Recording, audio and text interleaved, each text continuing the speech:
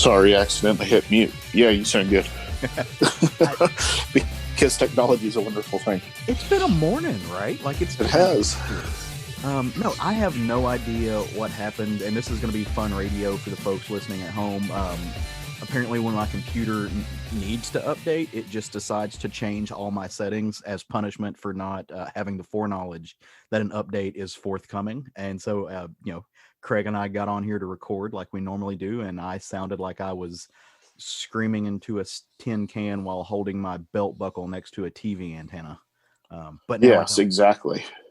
It was a good That's exactly what it sounded like. Yes, actually, it was like you're trying to record through a tin can on a string attached to your computer. I don't know, but I put on my Scuba Steve technological superhero suit, and I dove deep into the bowels, sound settings on my little laptop here, and fantastic what it was, and got my computer updated and did a fancy restart. And here we are in surround sound and in Dolby Digital. No. Yeah. Dolby Digital surround sound. When there's only two of us recording today. There are only two of us recording today. That's a good observation on your part, Craig. Yeah. Surround sound. You'll get me out of the left ear and Caleb out of the right. I actually don't know how that works, but Dude, don't get me to lying to you. But you know what's not a lie? It's not a lie that What's this that? is the 147th episode of the Southern Fried Geekery podcast. And you are here with the OGs. It's Craig and Caleb.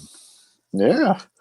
Look at that. We are approaching 3 years of this. We sure are, man. Y'all are still listening to us. I mean, that's kind of amazing. Do we have anything planned for 150? I feel like we should plan something for 150. 156 would be our 3 year, but yeah, we can do something for 150. We gotta figure that out. Unfortunately, as you notice, the audio void that is left from the presence of one Mr. Matthew Trogdon not being with us this morning. He had some plans pop up, couldn't make it. Which hey, these things happen. We are going to miss him on the show, but my man's got it's good things. He was like, hey, I've got this cool thing that's happening, and I need to miss out on a show. So we would much rather have that than, hey, life is shit and I can't make it this morning. So I mean, life is shit, but that's the ongoing theme of this year as it continues. Yeah, 2020. The reality is I don't think that New Year's Day of 2021 is going to be a magic switch that flips. You go wash your mouth out with soap. It won't. Hopefully, somewhere around January 19th, though, maybe things will get better. That would be great. Maybe things will get better. I don't know. Yeah. But that's neither here nor there. We're here to talk about comics because that's what we do. Comics? Are we doing a comic show this week? We might as well. We're here. Yeah. Why not? Yeah, let's do it. How has your reading been this week? I don't know about you. This has been a super hectic week. I think I told everybody last week that I had midterms this week and a whole bunch of stuff piled up. And so my reading stack was woefully left on its own last week, and not much has changed this week. I got through the midterms, survived. I did get to plow through a few comics, but not nearly as much as I would hope. I got through about 3/4 of my stack, which, considering that sorry about that background noise, which considering that it's been about 3 weeks since I was actually able to sit down and read, was a pretty good amount. I was going to say that's substantial as hell. Yeah, I probably read about 40 comics, I would say. So, anything stand out at you? Yeah, I've read American Vampire, 1976, #1. Of course, it's DC, Scott Snyder, and Raphael Albuquerque. Mm-hmm. Have you read the American Vampire series? I haven't, and I think we've said this before, and it's not to throw any shade, different things or for different folks. I actually don't like Scott Snyder as a writer. He very few things that he has ever written have really just kind of grabbed me. 2 or 3 of the arcs from his Batman run. Short of that, everything I read, I just walk away feeling like meh. And it's not anything against him. I mean, that's just not for me. I would encourage you to give the American Vampire series a try, and I'll see if I can find. I think I maybe have the first trade. If I do, I'll find it and get it put aside for you. Okay. Because at least to give it a try, because it's it's a little bit different than anything you've ever read from Scott Snyder, and I know you love like the vampire genre in general. I really do. So it's in Raphael Albuquerque's art is fantastic. Oh. So if nothing else, it's pretty to look at. Yeah. Can't say shit wrong with Rafi. Yeah. So it's, I generally don't disagree with you in terms of Scott Snyder. I don't necessarily love what he's done when he works for the big two. Mm-hmm. But his independent stuff, I really rather enjoy. So, I also read Coffin Bound #7, which I don't know. Are you reading this at all either? I'm not. No. Okay. So Coffin Bound is every story arc is a different person that's on their journey to death, but it's a little bit like Pulp Fiction because they're all tied together. Mm-hmm. Like they know each other. It's happening in the same city, same context. In death in this book happens to be a vulture in a cage that's sitting on a human body from the neck up. Okay. But this particular arc is exploring what if God was a drug. Mm-hmm. So people are taking this drug and it's called God, and it's exploring. It's a pretty good commentary on religion in general, but it's getting close to wrapping up. If this wasn't the final issue, the next one will be, but it was an extra long issue. Got a lot of pages in there for your $1.50. No, I think it was a $4 book, but you got your, it's probably a double book. So, and then I also, who's doing the art on that book? It's Dan Waters is writing it, and Danny is doing the art. Okay, that's why I recognize that name. Okay. Yeah, and so it's the art is absolutely fantastic in this book. I could see that you would totally love the art, knowing your style of artistry. Mm-hmm. So, and what Danny, draws you? Danny, the reason I asked because I felt like I'd heard that name once this week, and our buddy Vince from the 11 O'Clock Comics podcast was actually talking about another book that that Danny is drawing over on the Hill House line at DC. She's doing one of those, and off the top of my head, I forget which one it is because I'm not reading those books. I should, shame on me for not. But it's one that I forget. I wish I could think of what it's called because it sounded amazing. Well, I was reading all of the Hill House books, and they kind of went away with the virus. Mm-hmm. I don't know that any have come out since the virus. So he, not having listened to that issue, I'm not sure episode. I'm not sure which book he was talking about, but probably one that's been out for a minute. Yeah. I think he was actually talking about the trade on it. But anyway, it sounded like Danny's art's redonk. She's it is really good. It is. She's really good. Then the last book I read, I don't think you're reading this either, is Firepower #4. Nope, you're hitting a trifecta for me today. A trifecta of absence. Image Comics. It's Robert Kirkman and Chris Samney. This is actually, what can you say about Chris Samney's work other than, it's always great. Mm-hmm. But this is some of Kirkman's best work in a long time is happening on this book. He's setting up layers 4 issues in. And the way they actually started this series was really interesting. They did a trade paperback is like a prologue to it. So there was this trade paperback that explained who this guy is and how he's got this power and why everybody's after him. But then they started with issue #1 taking place in current time. So there was a time skip. Wasn't there like some hubbub about this book around like the new comic book day issue, or supposedly that was like supposed to be the first release, or was that like a different Kirkman gimmick? I think that was a different Kirkman gimmick because this one, like I said, the Kirkman's, you can criticize some things about him, but one thing that I feel like he's trying to do is find new ways to draw interest. Yeah. he's trying different things, whether it's not telling you the ending of a 193 issue book is coming, whether it's starting a new book and not announcing it, whether it's doing a trade for the first arc in a new series, or he's trying different things, and you have to give him credit for that.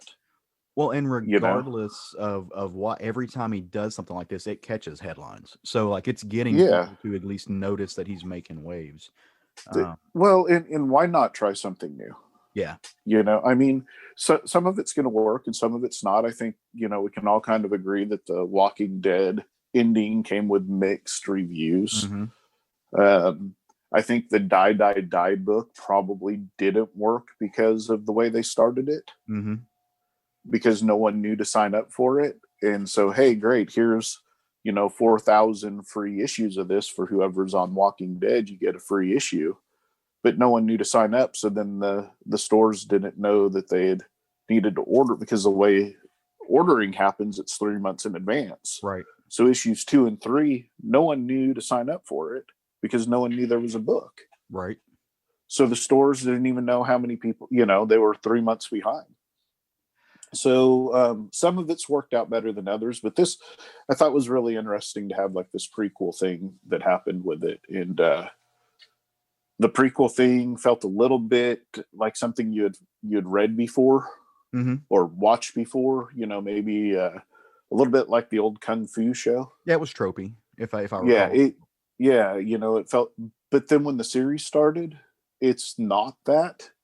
So it's really been good. And like I said, 4 issues in, most fun I've had with a Kirkman book since, I don't know, man, maybe the last few arcs of Invincible. That's okay. That's big doings. I'm not saying it's as good as that. I'm saying it's the most fun I've had since then. No, for sure. Yeah, no, I get exactly what you're saying. And you loved Invincible, so I did, yeah. Through the whole aspect of, no, dude, this is just pure fun. It is fun. And that's what it is, and it's setting up layers, which I felt like in this book really, you really got the feel in issue number 4 of the amount of layers that are going to be set up. So, it seems like Kirkman's back on his game. I mean, he's had a couple of misses recently. The Die, Die, Die, the Oblivion song started off all right, but didn't really hold. What was the other one? Outcast. Yeah. That one, it just got boring as it went. So didn't they make a show about that or something? They did, and the show was actually pretty decent. It actually, to me, felt better than the book because they were actually, sometimes the medium is better, and maybe that book was being written as a script for a show, if that makes sense. No, it does. It's the same thing that that folks, I mean, a lot of people are doing that now, but especially like now, Miller, however you say his damn name. That's what I was going for. Now that he's especially signed with Netflix, a lot of his books read like, okay, this was, they're adapting this to the medium of comics, but you can 100% tell this was both written and inspired to become either a television show or a movie. In Miller's case, it's a television show.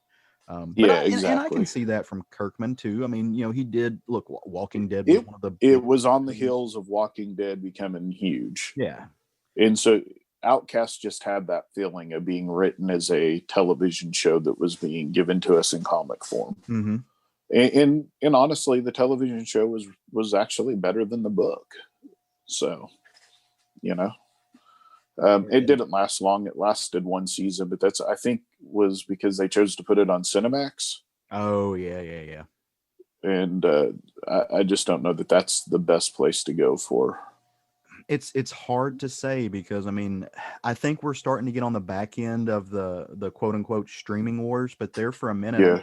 like think about Bendis's show. Bendis had, he adapted one of his, I think it was from Icon, one of his comics to a television series. I think it got one season, but it was only coming out through like some PlayStation Network or something like that. people didn't know what was going to be the next hit. People didn't know if HBO Max was going to do what it needed to do. Yeah. So Yeah. there's lots of stuff that's just floating around there in the ether that they tried to with some of the smaller streaming services. It's so funny to me. Well, and I mean, this was kind of before it was during streaming services, but Cinemax, I don't think had anything even in the line at that point. And can you get Cinemax on Hulu? Ooh, I don't know. I know you can get HBO, Stars, and Showtime, but at any rate, it was kind of at the time where people were moving away from cable, for sure. So I don't know if that was part of it or what, but things happen. Not everything sticks. 14-year-old. Some of it for good reasons, some for reasons of being put on the wrong network, things of that nature. So 14-year-old Caleb wants to give a shout out to Cinemax for the special relationship they had. Right.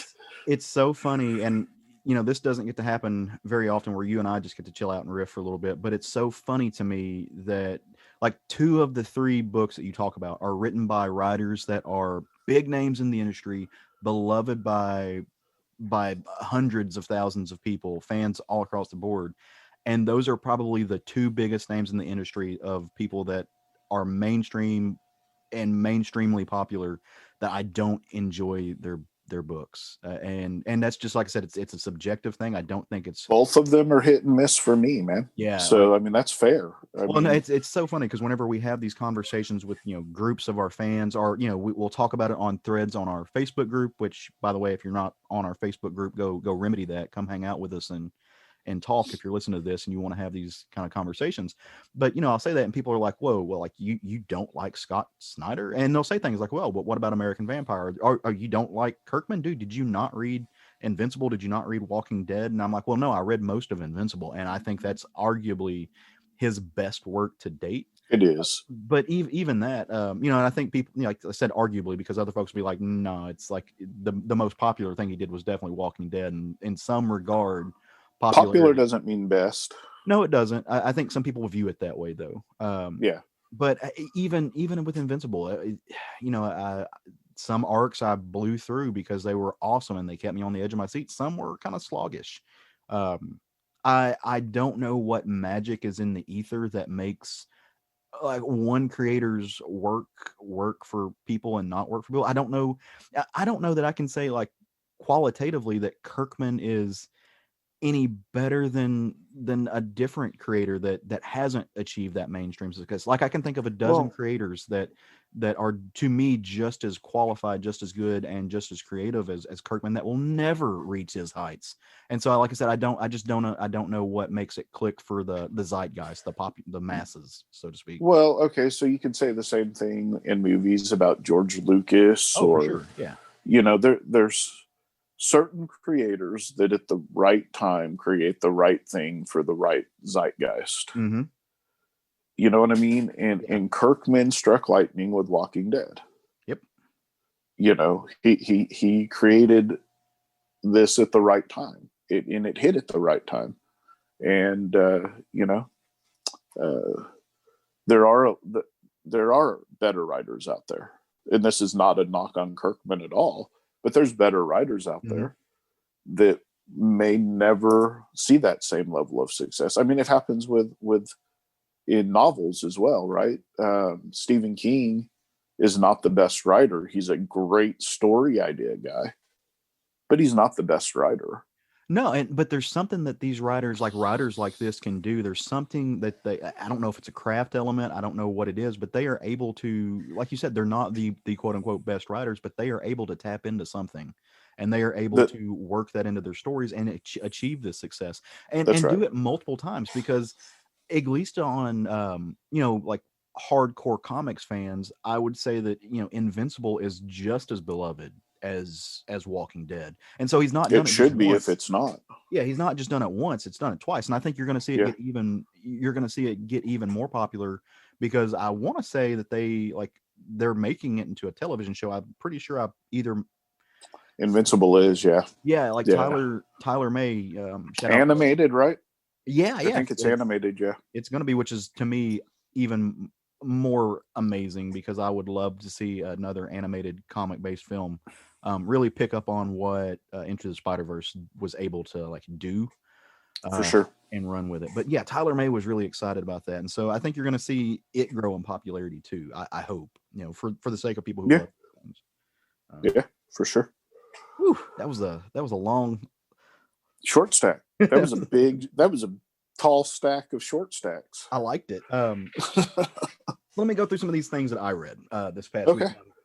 I'm wondering if you're going to pick up on any of them that you also read. So Thor number 8.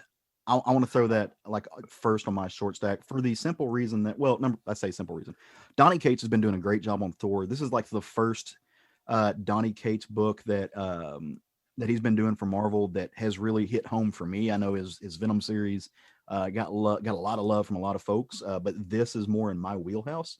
But specifically number 7 and 8 because they are drawn by our buddy Aaron Cooter, and I adore Aaron's work. Not only, I mean, like he's a fellow Arkansas dude, so there's going to be some hometown or home state love for him anyway. But the dude's just amazing. Like anything he touches, his art's just gorgeous. Those lines, the details that he works in there, the texture of his page, I just eat it up. Even on books, like, look, I didn't really dig his he and Greg Pak's new 52 Superman book, but it was beautiful. Like you can't knock the imagery on it, and you can knock the design maybe, but not the imagery. Oh, for sure. Yeah, like I own a page out of his Guardians of the Galaxy book. I think as do I.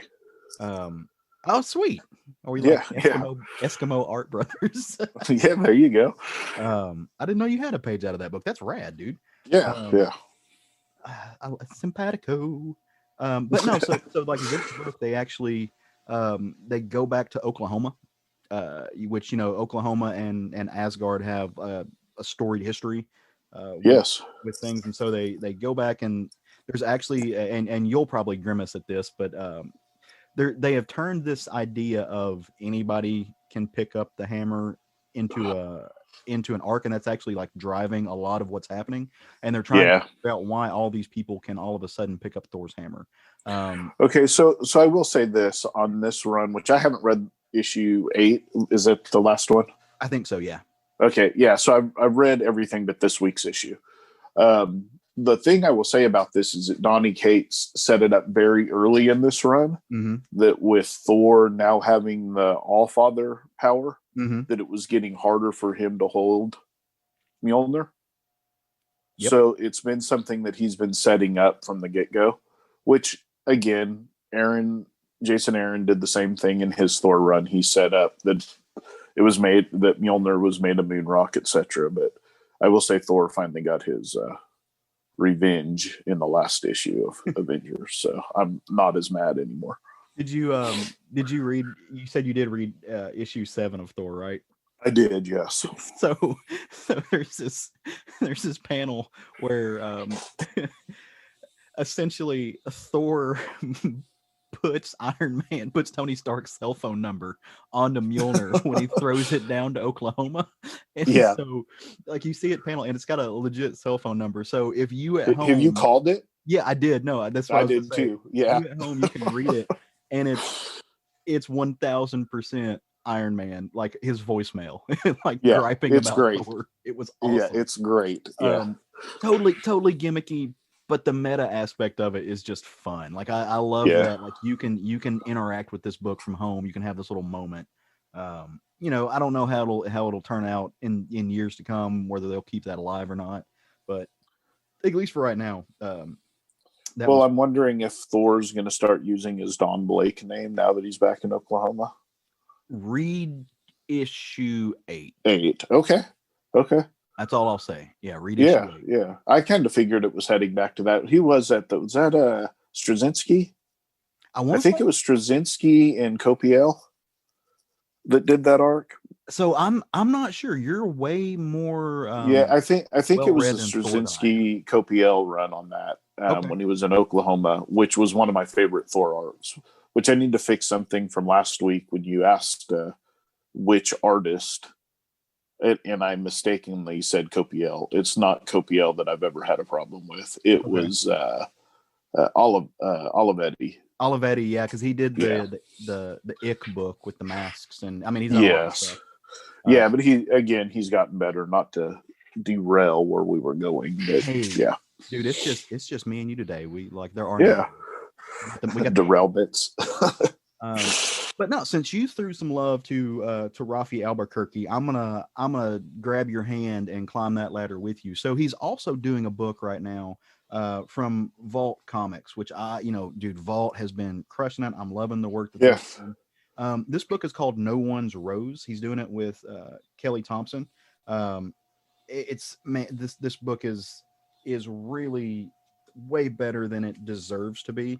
I say that because like this is just, I don't understand where these ideas come from or where they how they manifest themselves, but it's almost the perfect storm. So I think I've spoken about this book a little bit before. So essentially there's this world that they live in that's it's quote unquote segregated, but it's segregated by class and not race. So you've got the upper echelon of people who live in the upper decks, and of course the quote unquote plebeians who live down below, who do all the work and the labor. But in this world, they are wholly beholden to like a single tree because the planet's been destroyed, and the scientists have worked a little bit of science, a little bit of magic to make a single tree essentially the life source of oxygen. It's like a super oxygenating tree, and they essentially live in a bubble.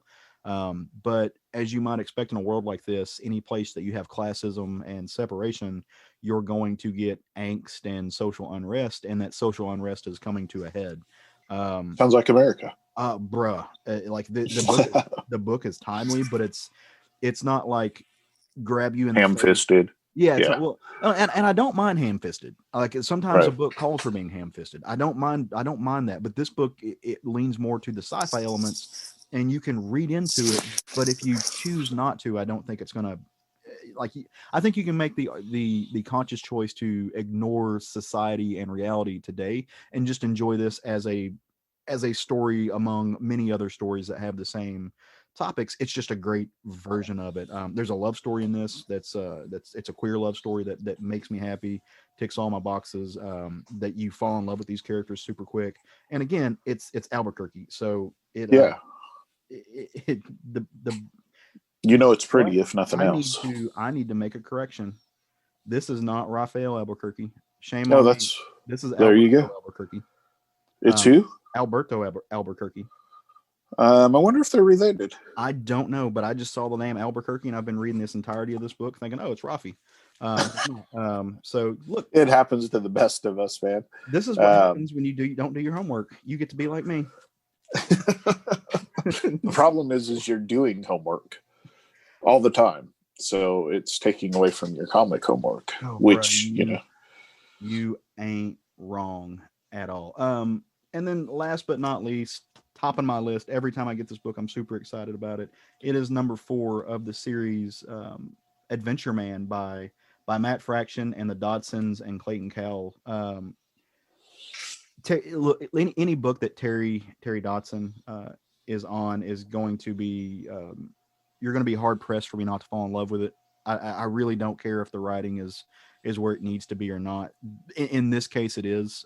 I love the mixture of going back to these pulp storylines and these pulp narratives, roping into a modern day theme, and really bringing it home.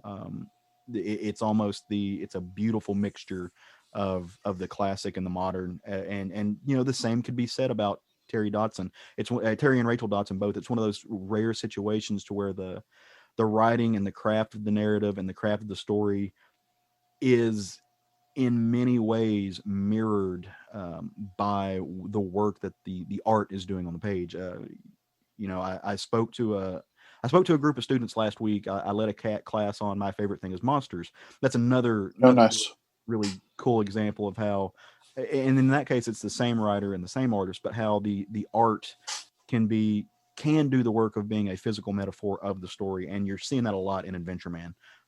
This book, if you're not on it, if you've somehow missed out on it, this is issue 4, so they're getting really close to being able to release at least the first trade. And if you're not reading this, you're making a mistake. It's very much on the short list of one of the best things that I've read all year. And we read a lot, and I know I'm prone to hyperbole when I say things like that, but there is something special about this book. And dude, I don't know what got into Fraction in the past like a year, or Right. several years, but between Jimmy Olsen and the books that he's putting out in I guess you would call them graphic novel form, although I don't know that that's the right word, but the book he's doing with Elsa Chartier just are killing it. Fraction's always been good though, man. He is, but he disappeared for a while. I don't know where he went. Like, I don't know. Wasn't he did Sex Criminal? Well, he did Sex Criminal, but dude, even that had a long pause. There was like 2 years. That had a long pause because of Zdarsky getting busy with other stuff. But yeah. But even from a writer, writers can have multiple books going out and doing. That's right. Yeah, that's right. He only had the one, as far as I can think of. That was it. And I love pretty much anything Fraction's on. So he's great, especially when it's all firing. Which I know him and Kelly Sue have they have their own company, and they don't just write for comics. That's kind of where they're both rooted at. But they, I know they did a lot of television writing. They did a lot of film writing. I always forget that they're a couple. Oh, dude, power couple. Yeah. I always forget that. I don't know why, but I always forget. So. If they don't raise the next like comics or at least pop culture icon, so it's going to be a damn shame. But they make me want to go live in Portland real bad because Adventureman is a book. I read the first issue. We did it as a roundtable book. But yeah, I for some reason wasn't signed up for it, so I'll definitely be picking it up in trade format. I mean, if you don't, I'm buying it for your birthday. No, I'm totally getting it. So it's that important to me that you read this. Gotcha. Well, dude, sounds like we both had like really fun kind of weeks fitting in books where we could read them. I still enjoy doing these short stacks, and I'm glad we're getting back to them. I know there for a little bit during COVID, we had to take a pause for the cause because even like this week, there's not a whole lot coming out, but not a lot, you pick the ones you read and you go on. It'll eventually get back to normal. And even if it's just 1 or 2 books instead of the full 3, we'll throw what we can in there. Well, I like knowing what you and Matt both are reading, because and I'm sure the readers do as well. I've never really, we listeners just ask them. But yeah, the listeners, they don't actually read podcasts. That's not how they work. But no, like I like to know what you all are reading outside of the books that we choose to talk about, because even though they're short but sweet little blips, it helps me like kind of like, look, you guys have different tastes than I do, and you have different tastes than each other do, and there's always something that we can read or that we can tap into that the other one is not, that'll either make me pick up a book or, and even though we try to keep things mostly positive, every once in a while we read a book and we'll throw it in our short stacks. Like, yeah, this was a miss for me. Even if it was a hit, it, like the way you describe it, lets me know, okay, that's a book that I don't need to check out. Yeah, for sure. So it's just like a little check-in. I dig it. Right. Little pulse of what's going on with everybody else. For sure. It's a big old world out there. There's too many comics for one person to read, unless anybody wants to pay me to be that one person, and I will. If you can meet my salary requests, I will be the comic reader. There you go. So, well, speaking of comics, another thing happened though this week. Outside of, like comic adjacent, is Helstrom landed on Hulu.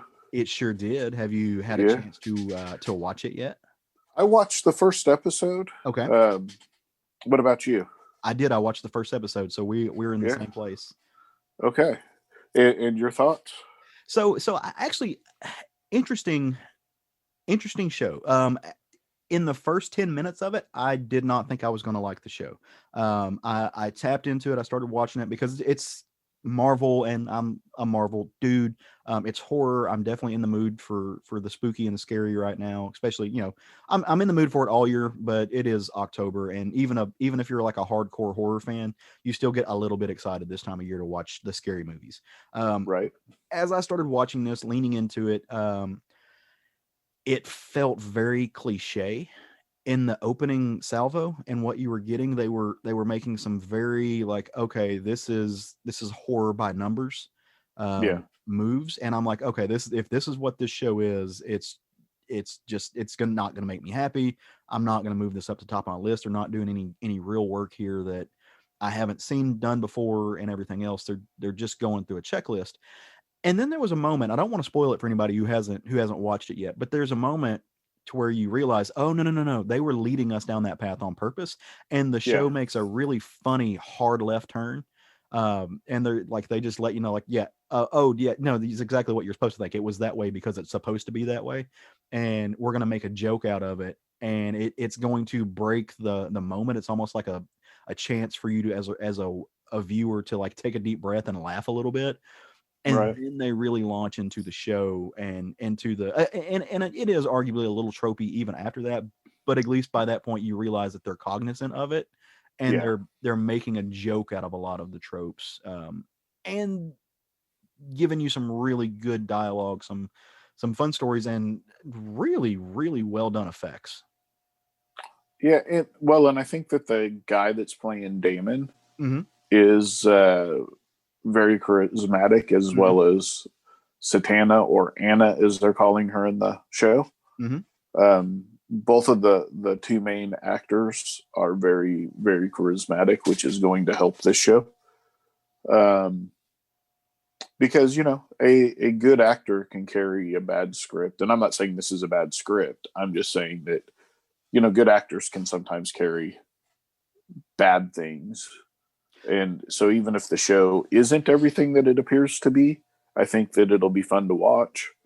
I'm wondering how people that aren't in the comic book world are going to take this series. Not because there's been no hint as to who these kids really are at this point. No, like I would imagine if you're watching this and you're not a fan of, if you're not a reader of comics, you don't know who they are, you're probably sitting there, okay, this is really akin to Hellblazer, Yeah, or John yeah, Constantine, if your only connection to that is the movie, the Keanu Reeves film. yeah. I They're can see that. probably thinking it's really akin to that, and maybe that's what they're looking for. Um, I didn't, Roger. So I watched this last night, and my beloved hubby, who like we like to pick a time to, in our both of our busy schedules, to just plop on the couch and watch a show together. Unfortunately, he was not able to. He had a lot of other stuff going on this weekend too. We had some family up and doing some stuff, so I kind of watched this on my own. But I'm going to make a point to sit down with him, And maybe, rewatch it. yeah, maybe tonight, because we always sit down on Sunday nights and we watch Lovecraft Country. So maybe Gotcha. while we're waiting on that to end and hit the Hulu, we can check this out and see what he thinks about it. Because I'm like you, I want to know how he feels about it. Not, and I like, unless he's like eavesdropping on me right now, which he might be. I don't even know that he'll pick up that it's a Marvel thing. Yeah. But because it is a Marvel thing, I think you can't help but compare it to what else we've seen from Marvel as far as serialized television goes. So Right. watching the first episode, kind of getting a feel for the tone, and the effects and everything, how do you think it fits in comparison to what they did over at Netflix? Because I mean, you got to keep in mind this is also Hulu. So it's a different Yeah. company, it's a different group of folks. Joe Quesada has his hand involved in this, which I thought was cool. So for me, the Netflix show were Daredevil one. Mhm. Everything else was a distant two. Yeah, That's just the way it played out for me. for sure. But I believe that I would put this below Daredevil, but not anywhere like distant, if that makes sense. Based off of just the first issue or episode, I would put it well above all of the other Netflix shows outside of Daredevil. So for me, like a little bit of a different taste in it. I think Jessica Jones was the best thing, and again, that's just because we all have Yeah, different tastes. I'm yeah, like, art subjective, right? for sure. I think you're more inclined. You really like action, and those fight scenes and the choreography for Daredevil were like I've never seen anything like them. It was the closest thing to a Warren Ellis um, fight scene. The fact that that whole scene was all done in one shot was just Right. insane. The psychological aspect of Jessica Jones really did it for me. So that that Yeah. was my favorite of the Netflix shows. But I would say for me, Daredevil comes into a close second, based solely on the first episode alone. Looking at the effects, the camera work, the how it drew me in, the connection to the both the comic audience and the non-comic audience. I would say this is somewhere in between Daredevil at a number 2 spot.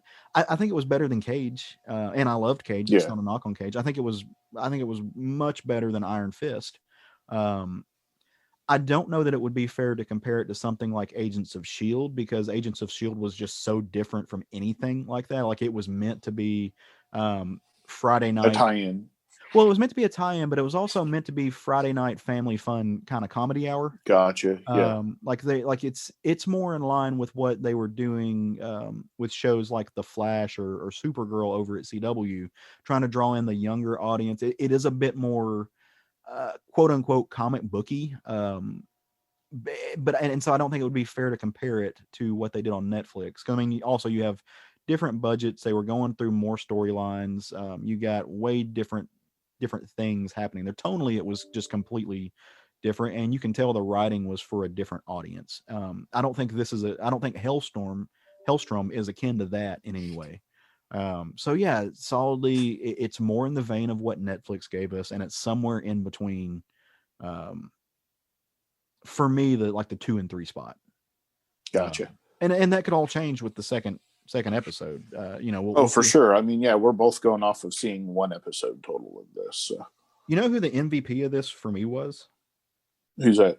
It was the actress that played the mother. Oh, she did so good, right? Getting anything in there, but her name is actually Elizabeth Marvel. Yeah, I noticed that. So, she plays Victoria, who is, and oh my, like she put on an amazing performance. Like kudos to her. Right. Genuinely disturbing in her performance. Yeah, I cannot disagree in the slightest. So I really. And there were some very disturbing moments in this show. There were. So and this is where I say the effects really did a good favor. You got the pinning against the wall and pinning against the ceiling effects that you see from The Exorcist, but this didn't have movie budget, right? Like you watch other versions of what they're doing here on television, and you can really tell it's wire work. Like the people seem really stiff. This ain't that. Like they went above and beyond with the effects work there. And it's nothing super flashy. It's based more on what you don't see. Like they're not rolling in giving you a bunch of like crackle, giving you a bunch of like demonic effects. It's done in such a way that you can tell what's happening. It seems really fluid. It's flawless. It's seamless, but it leaves space in your little cerebellum as a viewer to add your own context or to add your own understanding of what's happening. And to me, that's what horror should do, right? Like it's giving you that space to make it work in your own head. And I think it did really, really well with that, because you can only imagine the forces that are at play just beyond the veil when this happens. So yeah, I mean that's a solid take on it. I can't wait. No argument there at all. I can't wait to sit down and check the rest of it out. Yeah, it's one of those I kind of wish that they didn't drop all of it at once. Yeah. To be quite honest, I kind of enjoy when new shows are released episodically. It's hard not to be a kid in a candy store. Yeah. It really is. And that's, I think, and we've talked about these shows every week since they've came out, but look at the way that we're getting shows like Lovecraft Country or Raised by Wolves, um, and it's a refreshing release from binge watching. Um, Well, which the thing that it does is it gives people something to look forward to and to talk about. yeah, When it's like binge watched, you get a lot of conversation the first week or two, and then nothing. yep, water cooler talk. Yep. But Um, when it's released episodically, or like they did with both of them that you talked about, where they released like the first few episodes, mhm. and then like Raised by Wolves, they released 2 episodes every week, which was fine. Um, you still can sit down, after a month or a month and a half and binge watch it all if that's what you wanted to do. Right. Um, but it also kept that whole conversation going for a month and a half while it was coming out. Well, it if nothing else, it really proves that we as a modern culture have no self-control. Right. because we totally could. Like we absolutely could just be like, "Oh, hey, this new thing dropped and it's episodic, but all the episodes are there. But we're only going to watch one episode a week." We could totally pump the brakes on our own. And we just choose not to. We got so like wrapped up into the ability of, and we're talking about Netflix shows, and I think those are a good example. Those were so well done that you're getting a 13-hour movie, like you're getting a 13-hour Marvel movie with like go get a Coke breaks, right? Right. We don't, and the same is true when it comes to trade paperbacks. The same is true with any of these things that are meant to be episodic, and they deliver them in a large format that we can just pour through. It's hard not to go ahead and pour through all of it at once. Like we want that because it's like, it's a privilege that we all really enjoy, but it there for a little bit, it almost became an expectation. To where like this has to happen. And if I don't watch this all on the opening weekend, I don't trust the internet and I don't trust the people I work with to not spoil this. So I've got to. Exactly. I'm the same with you. I really like that the other streaming services are kind of going back. They're reverting to their roots. They're like, no, like we're going to give you the option to watch, like you said, you can binge watch everything that's came right. out before. But we're gonna make you wait, and we're gonna titrate this out. And they reminded I people. think. Go ahead. I'm sorry, I didn't mean to cut you off. Oh no, I was just gonna say it reminded people, myself included. Like I'm not above this. This is not me making these statements as if I somehow was tapped into it all along. I made the same mistake everybody else did. I made not even a mistake. I just did the same thing everybody else did. But it reminded us what we loved about television, how it's a different viewing experience by design than a feature film is, and it should be. And it reminded us that it's the same reason that I prefer to read, um, in some cases, monthly comics. It's why I don't need, I don't want Marvel or DC or Image or Dark Horse or Boom or anybody else to get away from the single issue format wholly and completely, because there is something about the joy of expectation. There's no reason to put a cliffhanger in there. Right. If there's no cliff, you're hanging on 10 seconds later. Right. Or if you're going to make me wait another 6 months for it, That's right. Completion. And some things do that in film. The Marvel movies with their little after credit scenes, there were some cliffhangers mixed in with those that you had to wait a year. But that's different. That's not wholly the same thing. It was a cliffhanger almost for an overall arcing story. Well, not only that, but it left you on a cliff for a subject matter that wasn't related to what you just watched. That's right. It was always like, That's right. no, we're going to give you a taste of the plot of the next movie, and by juxtaposition that it tangents from what you just saw, but it's not the plot of what you just saw. Like that's what right. you just saw is completely wrapped up. You got a good taste of it. Captain America, he found Bucky. That's like they're back and they're dealing with it, but he knows he's alive, and that's done. But here's just a hint of Scott Pym as Ant-Man, or Scott Lang as Ant-Man. Right. Nothing to do with what you did, but now you're looking forward to this next movie, and that's right. It's leaving you on the plot of the entirety of this massive build that we have. That's right. And that's my sermon this morning, kids. Yeah. Be patient. Enjoy what's given to you. Don't consume it all at once. Or do. Or just don't spoil it for anybody else. That's right. Whatever works best for you. We almost need governance in some sense though. Like, and I think we realize that. And I think shows and stuff being released episodically and these companies putting the brakes on viewership really understand that. I think Game of Thrones. I think people learn from Game of Thrones. Yeah. That people talk about it all the time when it was coming out. Right. It was week to week. There was a conversation. And if you present something that's that good, people are going to talk about it, and it's going to stay in the zeitgeist longer with more anticipation. Not only that, I mean, pop culture is important to culture, right? Like we've established that. And I think I hope people realize that. But so Roger and I have a group of friends, Paul, John, Kathy, Joe. There's several folks that on Sunday evenings in the before times. Before the viral collapse of everything that we know and love, we go to their house on Sundays. We gather around for dinner. They're fun. You know, Paul and John are another gay couple that we are really close to, and we just really enjoy each other's company. We all sit around. We'll cook. We all bring a dish. We have a little potluck, and we watch whatever show that we're watching at the time. And it's great.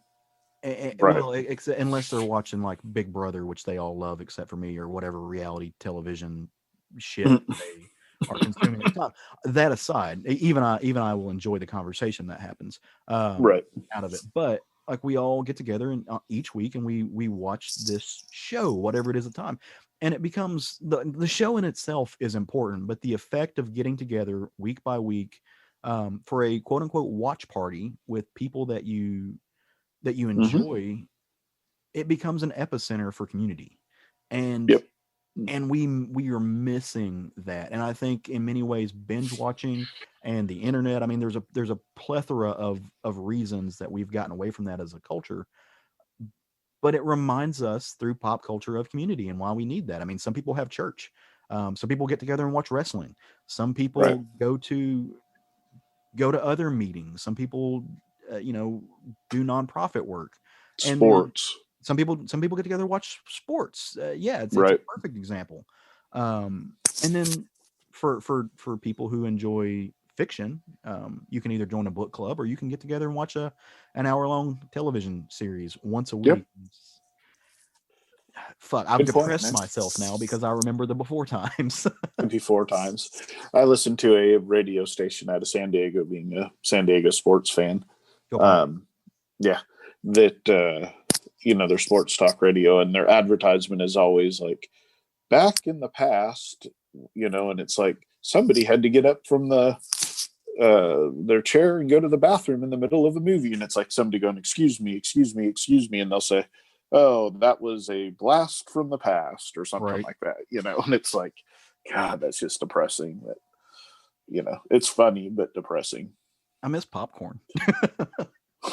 And I realize I have popcorn at home, but I miss popcorn. It's not the same. Yeah. I only eat it out of a tub at the movies.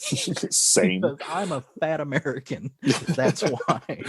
And I want a 1.5 gallon tub of popcorn. Can you take an entire quart of country crock butter, make it into liquid, and dump it on this magical fluff dust? Right. That's right. Just pump it straight to my heart.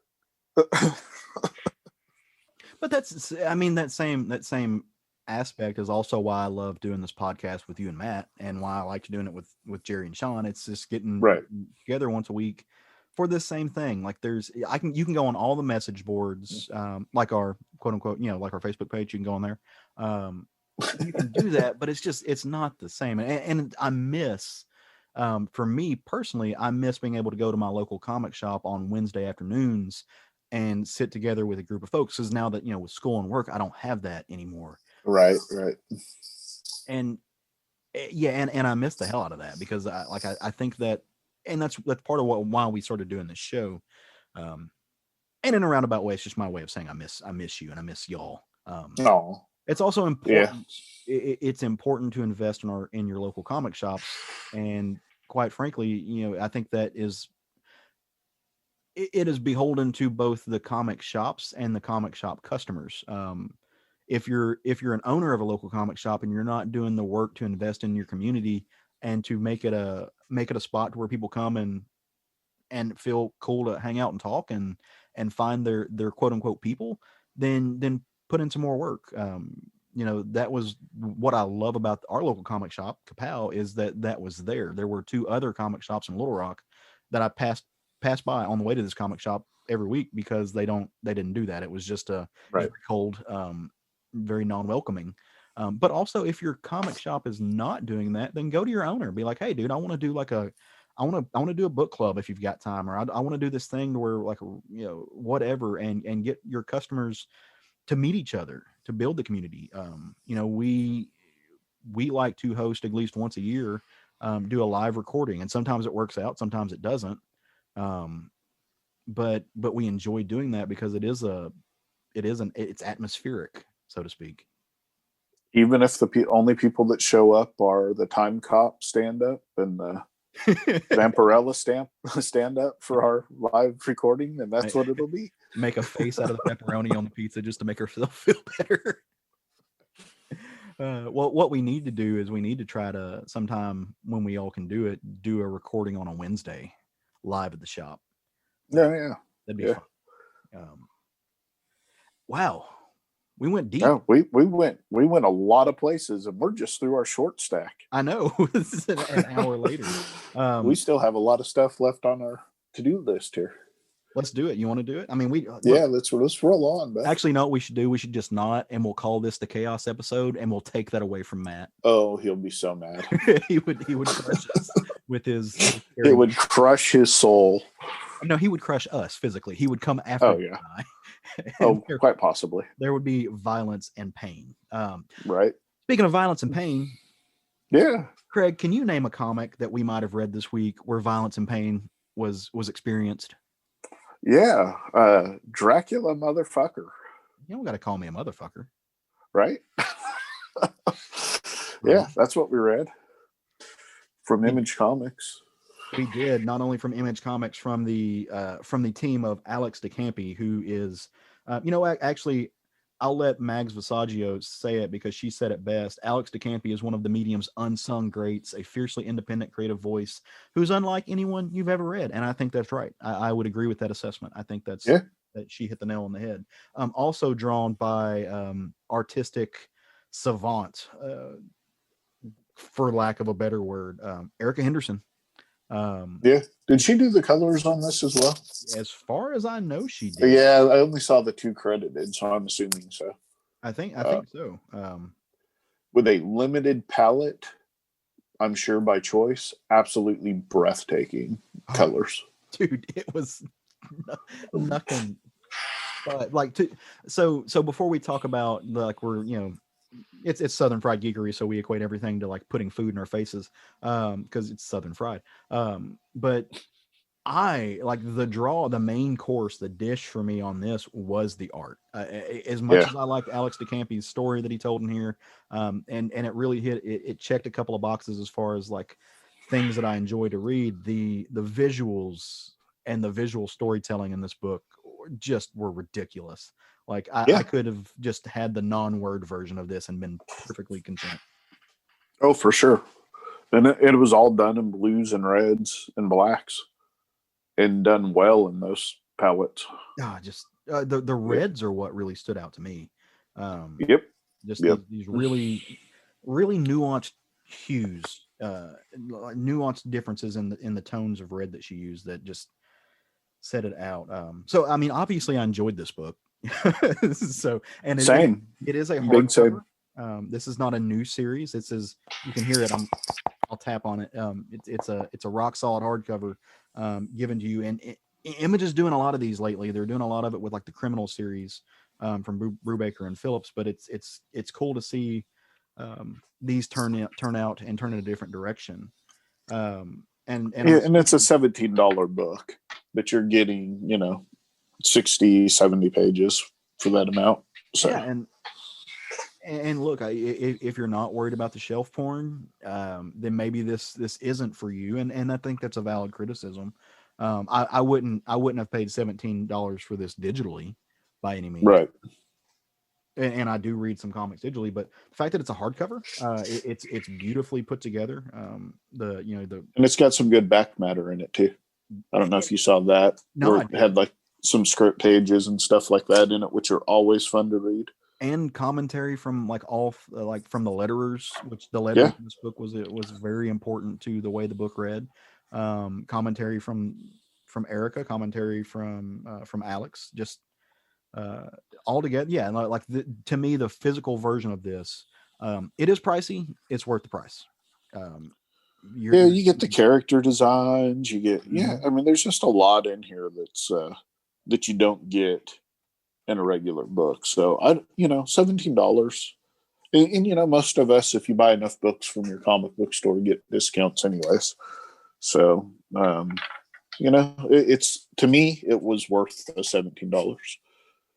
Oh, like I said, because it will definitely become shelf porn sitting on my shelf. Oh, it already. Well, it's on my desk right now, but it's got a spot. Yeah, it just hasn't moved there yet. So, what is this story about? That's probably a question that a lot of people are thinking. Like, okay, it's got the word Dracula, but it also has the word motherfucker. Like, what's happening in this book? Exactly what you think. Yeah, there's a lot happening by the title. Exactly what you think. It does, like Alex di Campi's story takes a hold of what Bram Stoker did and the foundation that was set with the work with Dracula. The three wives, which plays a big role in this. But then it kind of flips it on its head. There's almost this female empowerment aspect of it. So what happens in the story? The story starts off with a revolt. The three wives of Dracula turn against him. They're not putting up with his bullshit anymore. And they pretty much pin him to the bottom of a coffin and leave him there, to their minds, for eternity. Nothing, like they never want to see him come back. But then it jumps into the age of 1974, which is really where the motherfucker comes in, right? This book is very exploitation-ish. It's black exploitation era, but not black exploitation. Yeah, it's exploitation, not black exploitation. It's definitely that 1970s vibe to this book. Yeah, like you open this book and you look at those pages and you can hear Pam Grier's voice a little bit. Exactly. That's what I love about it, because it's got that vibe to it. Or Dolomite maybe. But it comes into Los Angeles in 1974, and it's a Los Angeles that is not much different than Los Angeles today. It's the era of youth and beauty and coke fueled parties, and disco and funk, both the dance and the smell. If I'm assuming I can make those assumptions. But it kind of turns into a crime drama. You've got a young Hollywood starlet who, she's on the brink of making it big, and something has happened in between the time that the three brides pinned old Dracky down to the bottom of his tank, and they and she quietly excuses herself into a back room of a bar, where you see a tomb, and it of course is the tomb of Dracula, and he's pulling himself out of it. And old Dracky goes, and he's basically filling in. He's checking marks off his list. He's filling in slots. He's collecting his new three brides, and there's going to be a revolt in sort of sense. He's going to take over the modern world. All while this is happening, leaving a body trail, as you might imagine. Well, there's a character. There's a young man who is making his living in Los Angeles by being a photographer, a reporter photographer. He goes to, in a lot of ways, he's chasing blue lights. He's trying to get the most grotesque pictures of Hollywood starlet murders, of famous people in the worst shades of their life. And when I put it like that, he's kind of a douchebag, trying to make his living that way. He's a little bit. I mean, actually, they call him a vulture in the book, and I don't think I don't think that's wrong, because I think it's exploitive journalism, but that's how he's making his living. He's trying to get these pictures and sell them, to become famous. And, you know, it, it, it wouldn't be a Dracula book if his name wasn't Harker. And of course that's who he is. Um, but as he shows up at this Hollywood starlet's murder scene, we saw Dracula crawling himself out of the tomb, and he starts snapping pictures. I mean, and these are going to make him famous or infamous, if nothing else. And he's going to get on front page, L.A. Times. It's going to be Time Magazine, and he's getting ready to sell them. And I mean, he's going to be able to sell these things for bank. It's going to change his life forever. And he goes and he's making deals, and he's wheeling and dealing, and he's getting he's in his red room and getting all the photographs printed out. And then the guy that he's on the phone with, his editor, is like, wait, who did you say this was? This famous Hollywood starlet? Well, bruh, like, I don't know what pictures you got, but she's fixing to do a press release in about 20 minutes, talking about how she was attacked, but she's okay. And behind the scenes, because you pay attention and because you know the story, you know she's been turned into a vampire. She's now a bride of Dracula. But this completely wrecks our boy's plans. It just kind of breaks him and sets him back. It's like scratching off a lotto ticket and realizing, like, getting all the numbers right except the last one. He was just almost there, and now he's got. Or you lost it without signing it. Right? Yeah, the wind blew it away, and you just cried. You sat on the curb, or you found the golden ticket and watched it float down the drain. There you go. And that's just kind of what he experiences in that moment. And as he starts going around trying to figure out what happens, he starts hearing these voices. There's like some celebration in the back of his head, so that not celebrate like yay party, like celebration, as far as like things that aren't there and some type of claritude. And he's going a little crazy. He doesn't know what's happening. There's issues. Things aren't adding up. And three old figures emerge. Not old, they're all young and buxom and beautiful. They're sultry and sexual and Celine in many ways. And they're the original brides of Dracula. And they realize that somebody has let their ex-husband out the cage. And they are not happy about it. And they're also a little bit not happy with the way that pop culture has developed has developed the mystique and the mystery of Dracula, because he wasn't a good dude. Like, this whole idea of him being like sexy and a bombshell, and women not being able to help themselves, not being able to restrain themselves, and it all being about love, which devolves into like sparkly vampires and Twilight and bullshit.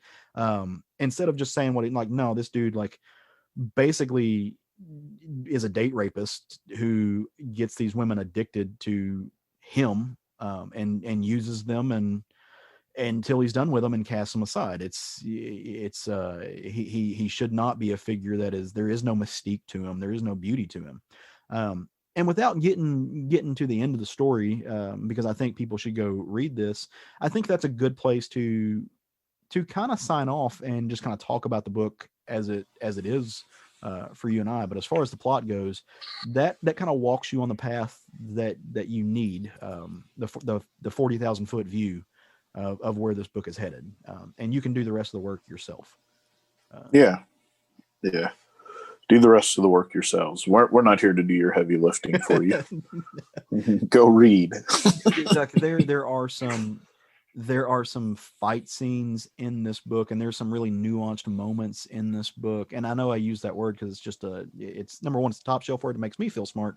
But there are these moments in this book that deal with so much more than what they're dealing with, right? Like, there's so much more cultural context that break in with this book, and the relationship between not only the ex-wives, the ex-brides of Dracula in and of themselves, but also with the way that they deal with this generational trauma, how they've quote unquote been there before, and now they're watching these young women make the same mistakes, and really thinking, like, getting into this abusive relationship and thinking that they're going to be the one who can fix it, and fighting back. And I think there is also something to be said with the fact that Harker is in this book, and he is a man and he's a male character. But there's a really great scene in this book that they kind of like, nah, dude, you can report the story, but it's not your story. Like you're a key figure in this, but you're not the key figure in this. Right. You need to like you don't get to be an expert. There's, hey, we're not letting you mansplain to this through this narrative, and I think it's an important story that's being told by two important women. Alex di Campi and Erica Henderson both are giant voices, I think, in the comic industry. I don't know if giant's the right word. Erica Henderson more so, but Alex di Campi certainly no slouch. I mean, those names are, if you're plugged into the industry, you know who they are. And I think they've got some important messages to send out. And I really do love the fact that they are taking both the 70s exploitation vibe, which is, I think, historically seen to be a masculine kind of thing, right? Like, even in movies like Foxy Brown, there is a lot of misogyny rolling around in there. There's some female empowerment, but the misogyny is palpable. Those other Shaft, still very much very phallic in nature, in name, if not in name alone, but in spirit. Hey, that's his name, man. Shaft. But also look, I think Dracula, if you look at the horror industry and the spirit of vampirism, or at least the spirit of vampire stories, they're very male dominated, very male centric in the stories that have come out from that. And I like that they turned it on its head, and they made it into actually female empowerment. It's this idea of reclaiming the women in those stories, and actually, you know what? Going back, it's reclaiming the whole identity of vampire stories in and of itself, because a lot of people don't know that there was a book, a little novella written before Stoker's book, before Dracula. It was called Camilla or Carmilla. It was one of the first vampire stories ever told, and it is very female centered. It is the protagonists, both the antagonist and the protagonist, are women, and it's about them and it's about a relationship. It never says it on the page, but it's very sapphic in nature. There's a female sexual gravity in that book. And if you've never read that, I encourage you all to go seek it out and find it. But it's kind of reclaiming that through this story, and I really dig that. And then there's Erica Henderson's art, which just will throttle you. Yeah, I mean, we talked about the art a little bit earlier, but some of the things in this, you're talking about reclamation of the genre a little bit here, but in the art, they don't even show Dracula in human form other than one time throughout the entire book. Mm-hmm. And I think that goes right along with what you were saying. They're not even going to show him as a man. He's just a monster in this book. And it's not, a book that's telling you men are monsters. Not at all. No. But because of the nature of Dracula, like you said, it's always been this male empowerment over women is the theme behind Dracula, right? So to have these women that the brides that he plays against each other actually stand up to him and say enough's enough. And then they lived 150 years or whatever without, maybe worried about him coming back, but without the constant fear of him over them. Well, not only that, you said there that it was Dracula as a man, his power over women. I even going back to Dracula, I don't even necessarily think that it was his power over women. Dracula as a force was this sexual being that had power over men and women. For sure. Like what he did with Jonathan Harker, there was some very, very staunch homoeroticism both in the book. But he ultimately turned, the brides took control of Jonathan. Yeah, within the book. Right. I'm not disagreeing with you. Yes, he had control over Jonathan, but it was more in an imprisoned sort of way. Well, no, what I was getting at is it's this idea of the male sexual force as the dominant force just in general. And Sure. I think this book turns it around. Yes. This book it reclaims that space in saying that no, like the female force is an equal force to be reckoned with, and in many ways is, that's what we're taking back. Regardless of the effect of the male sexual force, whether it's on men or women, which I do think that you made a really interesting point there about how he used the women to draw Harker in, to really say that no, like this is it's the force in general, the femininity of this force that really is, we're going to push back with that. Right. That just did stunning work. Yeah, I mean, and the book is, as we talked about, it's just beautifully drawn. Dracula as a monster is amazing in this book. Mm-hmm. Oh, dude, that spread where he's in his like weird wolf form. Yeah, yeah. That, I mean, the eyeballs, all of it. It's just amazing. What did you think about that? So the effect in this book, Erica Henderson throughout the book she plays with a negative space with a lot of black space, and she fills them with just hundreds of little squinty eyes, and they're meant to like project the idea that there's always this force watching and lurking in the background. What did you think about that? How did that make you like feel? It was I believe to be intended as a creepy. Mm-hmm. And it certainly came across creepy. And it's comic books as a medium and novels as a medium that are horror in nature don't usually give me any fright or suspense. Mm-hmm. Maybe some suspense, but not fright. This one did give me some deeper suspense, and a lot of it was the art that had to do with it. Not that it's at all like Tyler Crook's art, but the same as that he did in the Harrow County books, where he was able to give you this suspense through his art. This mm-hmm. book does the same thing. And a part of it is that the eyeballs in the background and playing with the blacks behind everything, the black colors, let me be clear, behind everything with these just eyeballs floating, and then maybe just teeth in the background, so that once Dracula was released, you never really quite knew where he was. Right. Have you? Which I think is, was intentional, of course, but it certainly filled that suspenseful vibe. Oh, dude, just those moments. Like those moments were so anxiety inducing for me as a reader. Right. That's what it did for me. Is it purposefully induced my anxiety as a reader for what's happening in the background. And as a storytelling tool, that's some expert level shit. In fact, it reminded me of a book from a few years ago that I've read, and I don't know if you've ever read this. It's called Miss Hadra. It's by Yasmin Omar Atta. No.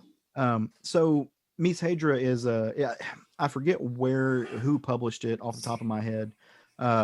But it was a story about this young college freshman who deals with anxiety attacks, like not just having anxiety, but the physical anxiety attacks where something happens and all of a sudden you hyperventilate, your muscles cramp up.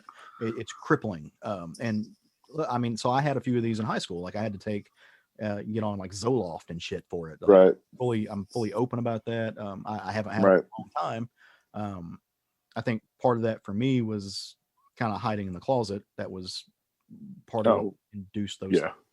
But so in this book, they do some of the, like Yasmin Omar Atta does some of the same type of work. Like it starts off with a black page. The bodies of his character are just red lines.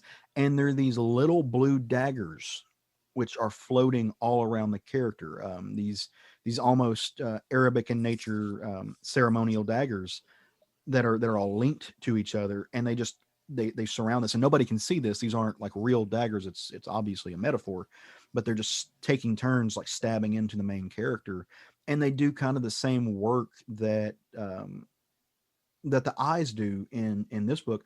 And I would love, and I'm sure I don't know whatever cause I would have to talk to Erica Henderson, but if I ever get the chance, that's going to be my one question that I'm going to lead with as far as this book goes: is has Erica ever read Miss Hadra?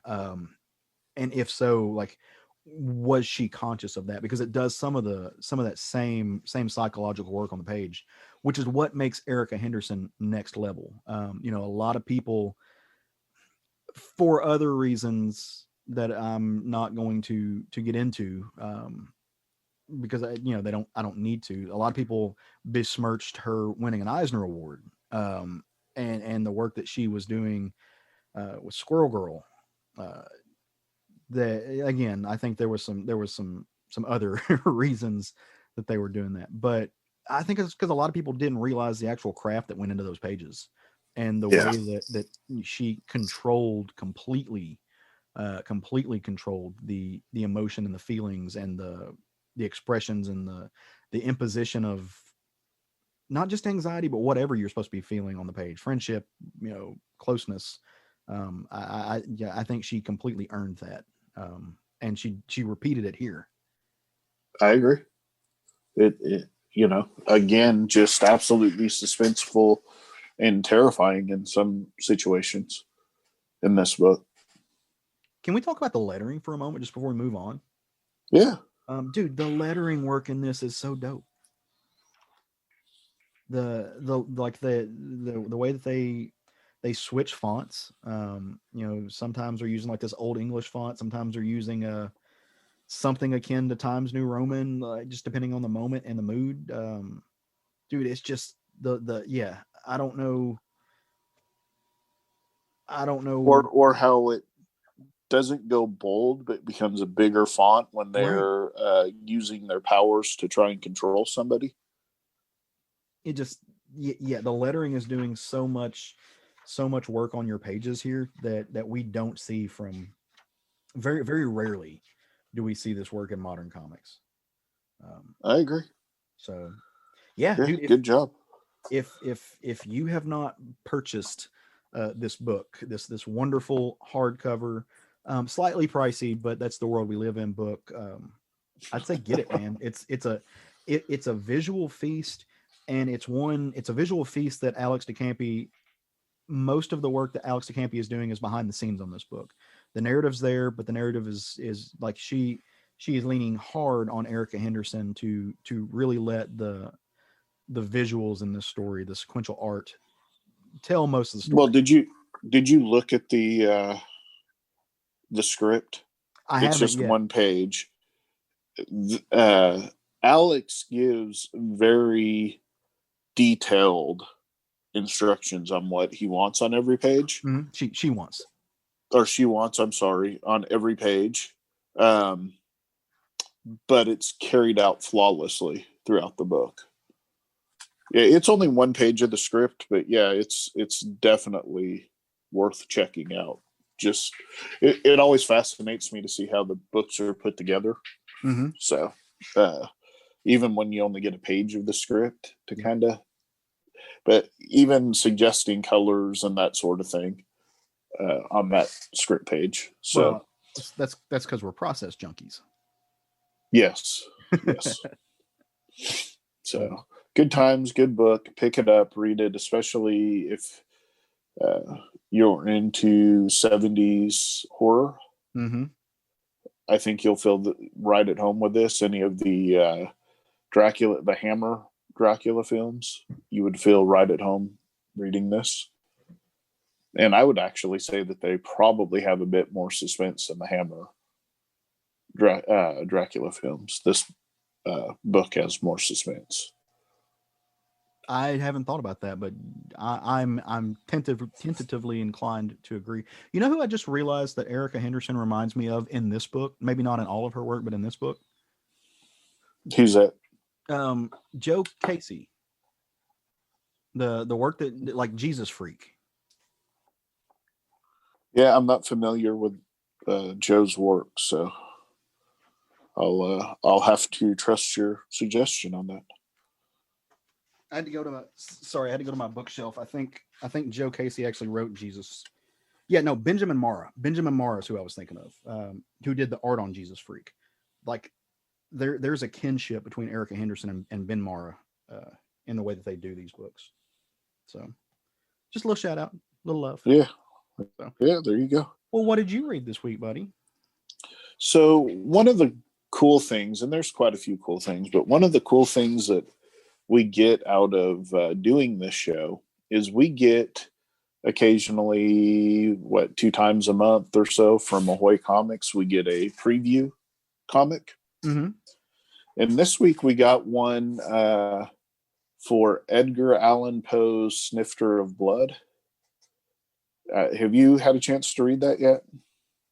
I haven't. No. So, okay. Is this something new? Because I know they were doing Edgar Allan Poe's Snifter of Terror for a little bit. Is Snifter of Blood something else that they're doing? Yeah. This is the first issue, drops on this coming Wednesday. Okay. And this particular book, again, it's Ahoy Comics. It's written by Paul Cornell and Dean Motter. Art is Russ Brown and Dean Motter, and colors are Jill Thompson. And this is a 5-story anthology of satirical retakes of some of Poe's classics. And in our preview, the main one they featured was the story of the Black Dog, which, if you know Poe's work, it was the Black Cat. So this is retold as a dog, and it's named Pluto. And the entire story is told from Pluto's point of view. And so one night while drinking heavily, the drunken bastard who owns Pluto, or as I'm going to call him throughout the rest of my little description here, just going to call him Bastard, decides he doesn't like the way Pluto is looking at him and decides to remove one of Pluto's eyes. Pluto, believing and loving Bastard, believes it has been done for his own benefit since he is elderly and can no longer chase squirrels anyways. What's he need both eyes for? So a couple of days later, Bastard's feeling guilty for what he has done, and in another drunken fit and in his guilt, decides to relieve himself of this guilt by trying to hang Pluto from the tree in his front yard. However, he's drunk and he doesn't tie the rope, and so Pluto, of course, gets away the whole time, thinking that Bastard's just playing with him and not kind of blames himself for not being able to hold the rope for Bastard while he's hanging from the tree. Well, as he gets down, Bastard's, of course, his only conclusion can possibly be is that Pluto is now a spirit of his dog sent to torment him for first taking his eye and then killing him. And, chaos ensues. Eventually the house burns down and things of that nature because Pluto thinks he's playing fetch with him with a stick that he's waving at him that's on fire to try and get Pluto to go away. But Pluto, of course, thinks he's playing and fetches the stick and lights the house on fire and burns it down. And, everything eventually works out for the best, as all Poe stories do, right? So, very satirical, fun little story. Pluto ultimately, gets his revenge in the end. I'm not going to spoil all of it. And it's not really his revenge. It's just the way things work out. This is fun. I love Poe's works in general. So to see it kind of told satirically, there's one point in this story where Bastard is talking his way through something, and they put a little editor's note in there and said, yeah, in Poe's original story, this is how he tried to justify himself. So it's kind of crazy, but I think and it's been a long time since I read The Black Cat, but I think it all started because the cat bit him. Mm-hmm. And so he started doing crap to the cat, and then eventually, the cat comes back literally as a ghost in Poe's story. If I remember it correctly, man, it's been so long, and I probably should have read it before today, but I believe so. Yeah. Poe, if you take like 15 steps back from Poe's work, and you're Yeah. able to like pull yourself from like get yourself out of the mindset that, oh no, you're reading Poe and it's Right. it's dark and it's the birth of American horror. And like if you take the like 20 steps back from that and you take a look at it, Poe is hilarious as shit. Yeah. Like like my favorite Poe story, the Telltale Heart. If you actually back up and you pick up on the little things, like this dude is just like standing in the middle of the living room in a murder scene, like freaking the hell out and doing the most ridiculous things to cover up a murder that you can imagine. Like it's comedy. It's Yeah. it's Oh, and the same stupid thing level happens stupid. in this story. Yeah. He tries to cover up the murder of his wife, and the police show up. And yeah, it's insane. The story is absolutely insane, and as you said, it's comical in the way that people acted, but also horrifying. What was funny about it is Pluto's just being a dog through the whole thing. Oh well, he took my eye. Obviously, my eye needed to be taken. Master would never do something to me to hurt me. Blah blah blah. Right. Well, oh well, I should have hung on to the rope for him while I was hanging from the tree. Just trying to be a good boy, just trying to be a good dog. And he was a good boy. He was a good boy, as all dogs are. The best of boys. Right. And it's funny because, at one point, they'd never name the main guy, which is why I just call him Bastard, because anybody that would take their dog's eye and then try to hang him for their guilt is a bastard. Oh, yeah. Sees Pluto and he's like, wow, you look like my old dog. Glad you could come along, because he really believes he killed Pluto. And the whole time his wife's just placating him. She's just like, oh, well, that makes sense, dear. I'm glad that there's a logical conclusion to all of this. So yeah, it's great. It's always fun to see somebody take something like and it's Halloween, so post stories and Halloween time kind of go hand in hand anyway. So facts. Yeah, pick this book up, read it. You get 5 little stories for the price of one. I think one of them's prose, if I'm not mistaken. Yeah, which Ahoy tends to do. Right. Yeah. Ahoy is really great about giving you like just a plethora of different types of writings. Like you'll get like 1 or 2 comics, you'll get some commentary, you'll get like some arguably academic writing in the back of things, you'll get a poem, right? You'll get something. It's really cool stuff. Yeah. So yeah, pick this book up. I really enjoyed it. I'm not going to recommend something just because we're getting a preview copy of it, but I will recommend it if I read it and it's fun. I love Ahoy book. Like Ahoy has been way more hits than misses, and their Edgar Allan Poe's Snifter of Terror stuff was really fun. I'm sorry I missed the Snifter of Terror stuff. Yeah, you should go back and see if you can track them down and find them. They okay. They're not. I read them because, like you said, they're and shame on me. And this is a little bit of a catch-22 with giving people that do podcasts and stuff, giving people comp copies. That's the way I read them. I should put my money where my mouth is and go buy like the trade, just as a thank you for the great work that we're doing. But Steve over at Comic Book Bears also like sung this series praises. He really enjoyed it.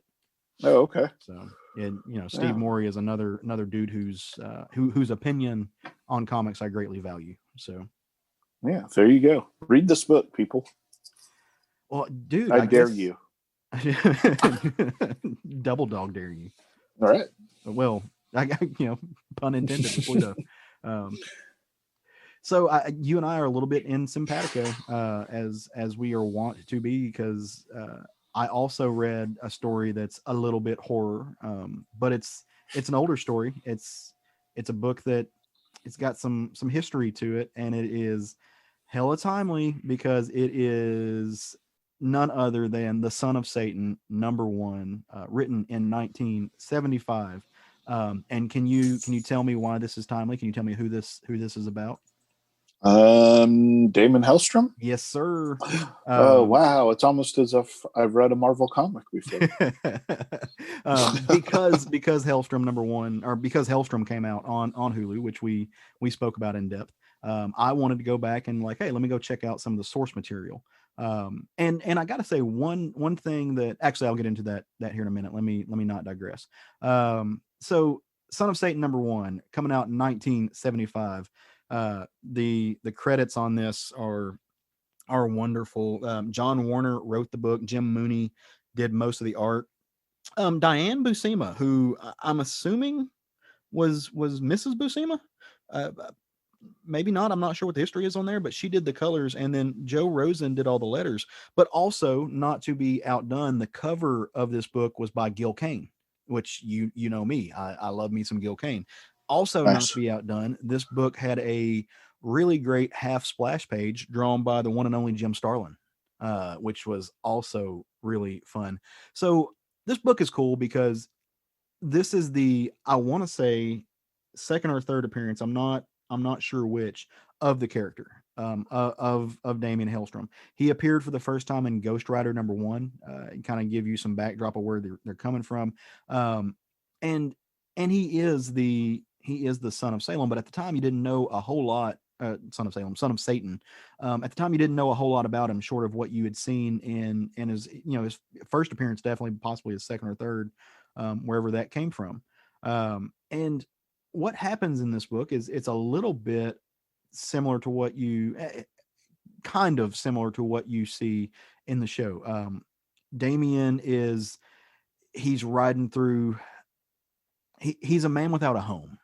He's like, he doesn't fit in anywhere. He's not welcome in hell. They're very quick to let you know kind of who he is in the supernatural aspect of his life.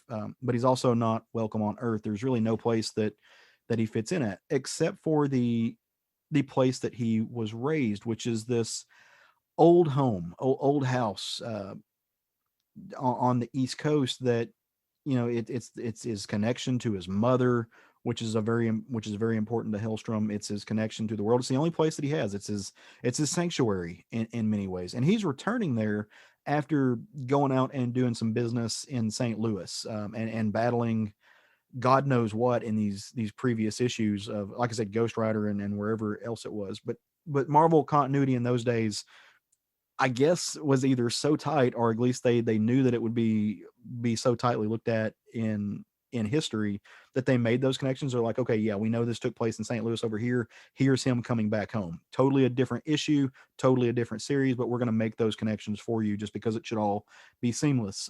And I respect that work. But Hellstrom gets back to his manse, his house, his home, and he realizes that something here has happened. Like he sees some shattered glass or some broken windows. Something has gone awry. Somebody's been in his space, and he's not about that life. And he loses touch a little bit. One thing that he's always battling is this inner demon that wants to come out, and he's always struggling to keep it in check. And he's always having a problem with that. And when he realizes that his space has been invaded, his privacy has been violated, he freaks out for a minute, and he loses his grip on the monster. And does a little bit of his own work of trashing his place, but he's able to get a grip on it. At first, he kind of thinks, okay, this was just maybe this was just vandals, maybe this was just the people seeing an old spooky house, some kids wanting to break windows, throw rocks, just because how kids are, they're all assholes. So he freaks out, but then he kind of looks up at the ceiling, and up around the molding there's a line of inverted crosses. And on these inverted crosses, where Christ should be, are these wolf-like demonic figures with pentagrams on their chest, kind of like he has on his chest. And so he realizes, like, no, this was a message. Like, this has got to be my father. And if you don't know who his dad is, I mean, it says it right on the cover. How could you not? His father is the devil. Now, I think in this story, it's actually shown as the devil, but I think retroactive history, this has been retconned to his dad being Mephisto, if I'm not mistaken. I could be wrong about that, but I think that they've gone back and said that he's actually the son of Mephisto. Craig, do you I don't know. I'm going to Google it real quick because, quite honestly, they don't use Helstrom a whole lot anymore. No, So he's been in the Avengers here lately. yeah, he was in a couple of issues of the Avengers, and I was trying to actually think about it because I knew we were talking about Helstrom today when I had seen him previous to that. And Mhm. I can't even tell you. Let me do some Googling while you keep going. Okay. Well, you do your Google foo, and but like I said, I'm pretty sure that they've come back and said that he's the son of Mephisto. But in this, Mephisto and Satan in the Marvel universe are one and the same. He goes into the bowels of the mansion, like he goes into the basement, and there is a door there. Which, by the way, if you watch the show, you'll see these neat little moments, and it could be Caleb's weird artistic brain reading too much into it, but doors actually play a lot of significance in the show. In the idea of doors are touched on, at least visually. Again, I'm weird, so I'm probably reading too much into it. But he goes down and there's this door, and it's the door to hell. And he's mad. He feels like his father has crossed a line. He sent a message, and so he's going to walk down these metaphorical stairs, which look a lot like stairs into the bowels of the earth, but he's transcending dimensions, and he's going into the hellscape. And as he gets there, all of these demons crawl out of these little crevices and these nooks and these crannies, and they realize who it is, and they're like, "Oh no, it's Damien Hellstrom! Like we got it! Like where's Satan?" And then for a little bit, the demons say, "Hey, well maybe this is finally it, and like things aren't going great for us under Satan's rule. Maybe we can team up with Hellstrom and overthrow it." But Hellstrom's not about any of this. He's got no time and no respect for these demons, and he just sends them flying. He's got his trident, the pitchfork, and he's just wrecking shop, and some really fun action scenes that show that Damon Hellstrom is not just somebody who is a psychic or is an exorcist. Like he's got some physical prowess about himself too. He knows how to handle himself in a fight, which, by the way, if you're ever in a fight, a pitchfork is not a bad weapon to have. It pokes. It's kind of handy. And so he forks the hell out of these demons. And as they're starting to get the better of him because of the sheer numbers, you just see a blast. There's a burst of light, and you can assume heat. And Mr. Satan himself, Big Daddy, walks out and is like, "All right, stop this. Like you don't just get to waltz into my realm and make demands to see me. You don't get to just kill the demons. Killing demons is my job." And really funny scene. All the demons just kind of go and they hide behind Satan, like they're just kind of like peeking around the corners, and they position him between themselves and Damon Hellstrom, as just kind of snickering beasts who totally don't they know that he knows that they were going to betray him, but it doesn't matter. And Hellstrom just but he's not going to. He came here for a reason, and he just confronts Satan. Like he's just like, "Dude, like you came in and you wrecked my home. Everything that you've just you crossed the line. I should come down here and destroy you. This is actually you don't realize it, but you're on borrowed time. The legacy of hell is mine, and when I want to take it, I'm going to usurp you.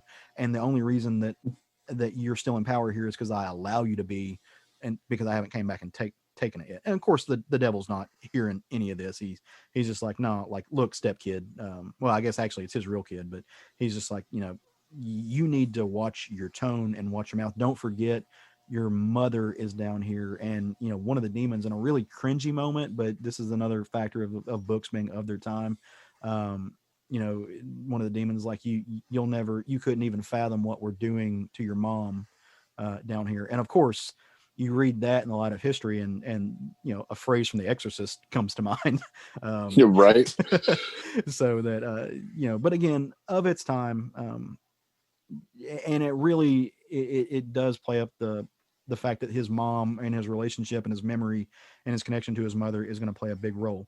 But all of this little petty argument is all for naught, because what Satan kind of is like, "Dude, like I get what you're saying.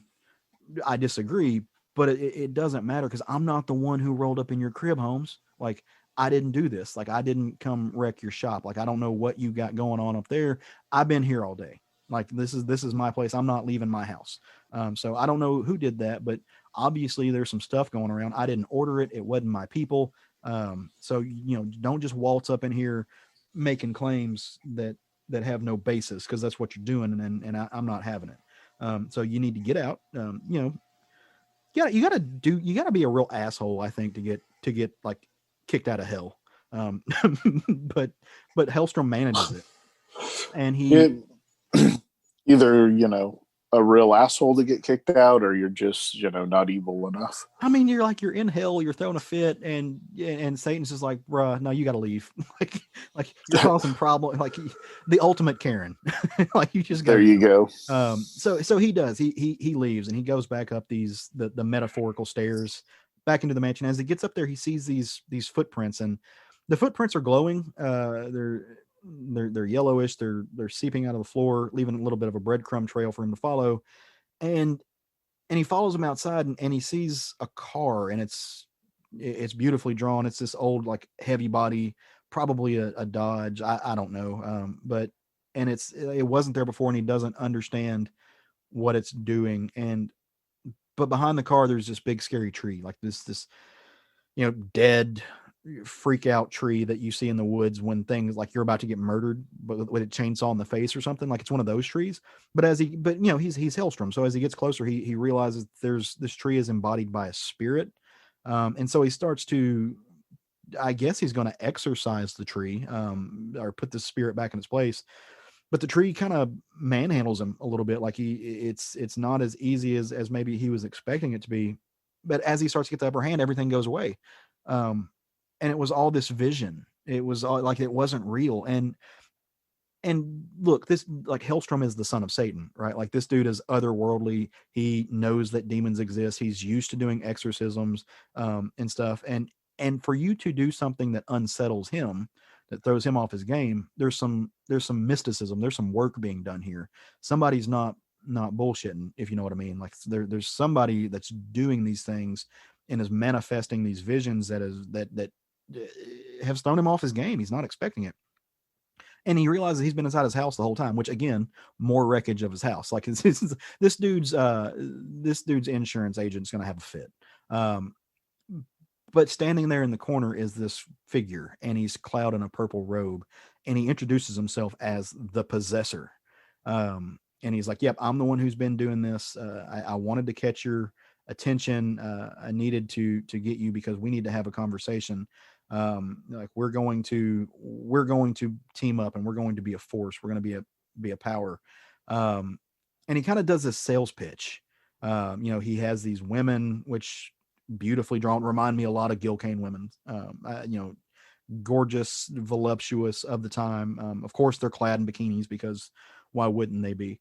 And they come behind him, and they're rubbing his bare Helstrom chest with the Pentagon, and he's like, "No, stop!" Like, yeah, and there's this great scene that is very reminiscent of the first episode of the show, where he's like, there is no excuse for you to be doing this, and I'm not going to ruin the show or this, but he's just like, cut the shit.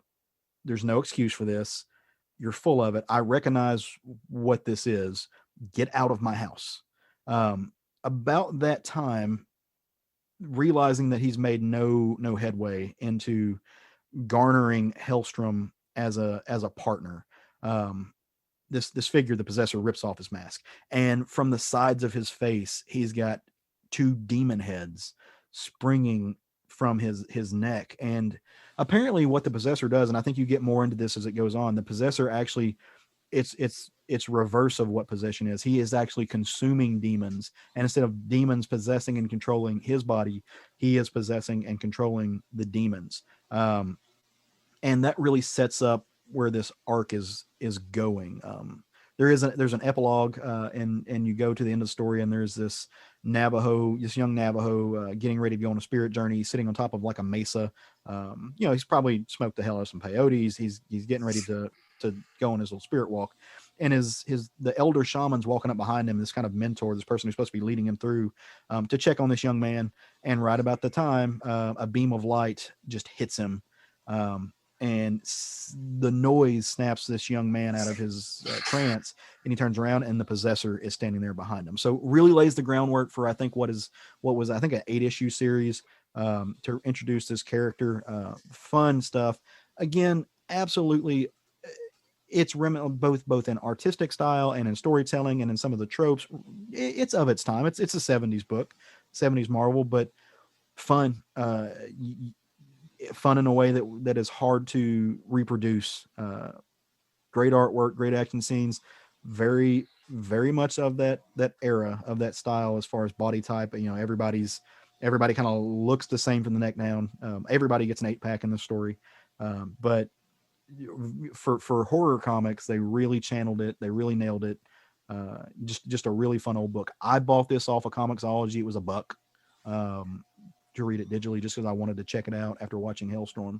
And it's probably on Marvel Unlimited. I'm if you sure have it that. is. Yeah. I'm sure it is. And I'm pretty sure you can get this as a collected work. You can get this as a collected edition. You can. So, you can get the Helstrom book is in the omnibus. So I'm pretty sure it's in the Helstrom omnibus. Okay. So yeah, if you watch this show, if you watch it with your kid, if you watch it with your family, if you watch it with your dad, your mom, and they're like, oh, this is based on a comic, I would maybe I want to read this. Go find it. Go send them this way. Or if you're just somebody who, like, maybe you watch the show and you love comics and you want to get back in and read this, maybe your look, new comics come out all the time. They come out every week, right? But we always have the option, easier today than ever before, of going back and revisiting some of this older material, and it holds up. At least this book holds up. It reads well, and it was fun to dip back into the character. So doing a little bit of research, trying to find out his parents, specifically his father. His father is a demon named Satanish that goes by the name Satan. Okay. So that's, as far as I can find, is still even current. Did you know he was married to Patsy Walker for a while? Yes. Hellcat. Yeah, I did not know that. Uh-huh. And his last book he was in, other than the Avengers, was Strike Force. That was only 9 issues that ended this year. Okay. He was on that team. So he's a fun character.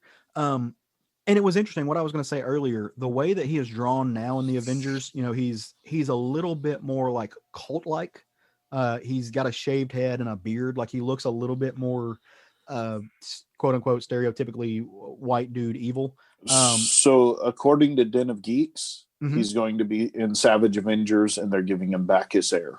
So nice. Yeah, okay. That's why I cut you off, was because they're giving him back his hair. Well, no, what I was going to say was funny when I was watching the show, because as I watched the show, I'm like, okay, the dude's acting, the character that plays him is a good actor. He doesn't look like Damien Helstrom from the comics, the modern comics that I know. But if you go back and you look at these original works, he's got his hair. Like, the actor that they picked actually is very reminiscent of that Helstrom, that Damien Helstrom.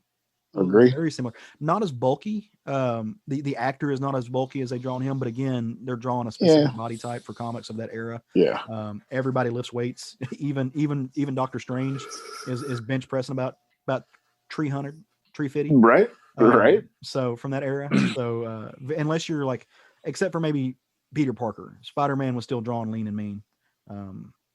I would say a lot of, even I made a joke about Doctor Strange, but I think in most part he was still drawn a little bit lean. But depends on who's drawing him. But you're not wrong. Most of the people in the 70s and 80s were drawn with one style. Yeah. Everybody getting spoiled. And then we got to the 90s, and it just went redonkulous. So. Well, they carried their weights in their pouches. Yes, exactly. So, dude, go check that, man. If you want to dip back in time, though, dip your toe into this Son of Satan #1 from the 70s, and it was badass. I enjoyed it. I loved it. Good times. I love reading those old books. There's no idea. They're great. Yeah, for sure. For you, it's like revisiting your childhood. For me, it's like revisiting your childhood. Either way, my childhood's getting revisited. That's awesome. Well, all right, dude. So like I just said, every week new comics come out. arguably our favorite days of the week because shit, new comics just came out. Why wouldn't you? It's a celebration. Rejoice, Celebration out there, because we got new stuff to read. So each week we try to kind of set the menu a little bit. Obviously, unless we've gotten a comp copy, like we talked about, we don't know whether books that we recommend are going to be, that, we're recommending you try out, are going to be good or bad or otherwise. So if we swing and miss, forgive us. It's part of rolling the dice. It's part of the guessing game. We never know. never happened. Very few times. So, a clown was involved, which clowns are terrible. A clown was definitely involved. So I am curious what is being set upon a shelf next week that you are going to grab, thinking that you're going to enjoy it. Yeah, I'm pretty sure I'll enjoy this one. It's Scumbag #1, Image Comics, Rick Remender. And on this particular issue, Luis LaRosa and Marino Dionisio are doing the art. One cool thing about this series is that they're going to have a different art team on every issue. Mm-hmm. So the fate of the world rests in the hands of the worst person on it. This is the story of Ernie Ray Clementine. Sounds like the worst person in the world. A profane, illiterate, drug-addicted biker with 5th grade education. He's the only thing standing between us and total Armageddon, because this dummy accidentally received a power-imbuing serum, making him the world's most powerful super spy. So there you have it. Scumbag will save the world. I feel like I'm going to open this book up and it's going to be like set in Lone Oak County, Arkansas. There's no doubt. we've seen this before. Maybe Saline County, right? So it's a throwback to a previous episode where we had some folks on to talk to us, and I want to, they got me interested in it because they were doing their job. They were selling their wares. But because I'm interested in it, I'm going to grab it. And that is next week. Electric Black presents #1 comes out. Oh, nice. It comes out from Scout Comics. Like I said, it's the book that we were told about here recently by none other than Mr. Rich Woodall. And it comes out from his Black Caravan imprint. And so we're really excited to see that come to fruition. And so what this is it's the dark world of the Electric Black. It's a series focusing on some more of the sinister resonance. Kind of feels like it's going to be a little bit of an anthology. I think it is, yeah. It's hosted by the Electric Black's proprietor, Julius Black.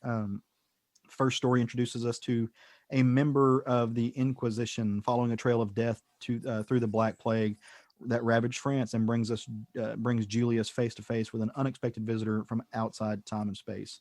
The next tale in the book, so yeah, it is an anthology. No one expects the Spanish Inquisition. Nobody saw that coming. Then the next tale takes us to the heated jungles of Vietnam, where a genetically engineered monster is created and pushed to the very edge of sanity. Story by Joseph Schmalke, or Schmalik, I'm not sure, sorry. Walt Ostley, Rich Woodall, of course, and Paul Pelletier. From Scout Comics, man. I'm excited. Can't wait to get Rich. Maybe you can bring some friends along back on the show to talk to us and tell us about it. But definitely something that you're gonna want to pick up. You're not gonna want to miss this. Very cool. So anything else coming out next week that you saw? Just because, I just closed down that page, but I did see that there is a book that I think Matt would enjoy. Dune has a book coming out. Yeah, House Atreides. Yeah, there you go. So we'll pick that one for Matt, even though he's not here. I think he'd be proud of us.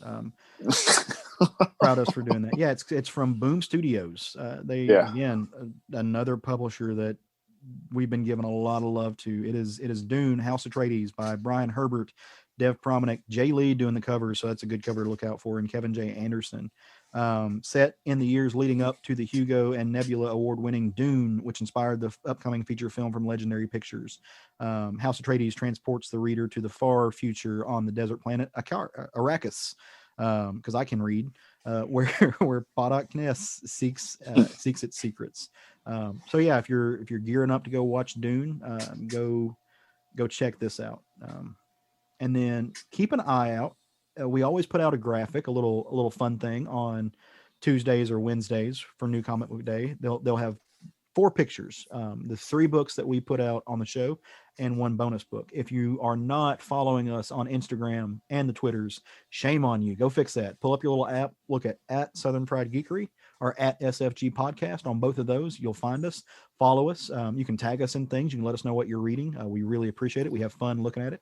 And we would encourage you to do so. Besides the fact that we have a Facebook group that is about 220 folks strong, that is on and popping, getting stuff shared, having conversations. We also have a email address that you can, maybe if you're not a socially inclined person, you don't want to put your words out there for everybody to see.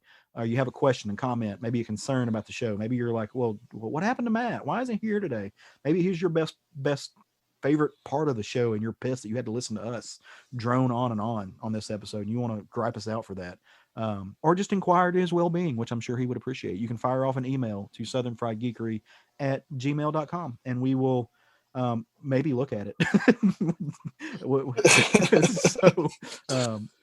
If you're not checking it, it ain't getting checked, buddy.